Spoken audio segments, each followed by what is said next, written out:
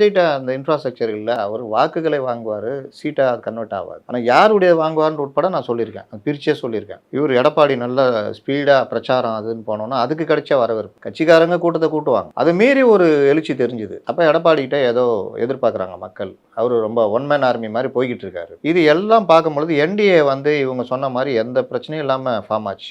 அந்த கூட்டணிக்கு பெரிய பலம் என்னன்னா டிடிவி வந்தது. அப்ப இன்னும் ஒரு தென் மாவட்டங்கள்ல பலமாயிடுச்சு.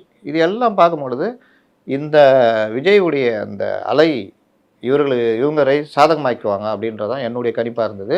அத நானு ஒரு என்னுடைய இதிலேயே தொகுதி வாரியாவே நான் சொன்னேன். சொல்லிட்டு எல்லாம் முடிச்சுட்டு, அத எல்லாத்தையும் கவுண்ட் பண்ணா, இந்த என்டிஏ அலையன்ஸ் 127 இடங்கள் வரைக்கும் வருது. 116 ஏடிஎம்கே, மீதி எல்லாம் சேர்த்து 127, 130, 135 வரைக்கும். இவர்கள் ஒரு 60, 70 வரைக்கும். தாவேகா ஒரு 1லேருந்து 3, 4 இவ்வளோதான். இதுதான் நான் பார்த்த இதில, அந்த ஃபுல்லா பார்த்ததுலயே தெரிஞ்சது.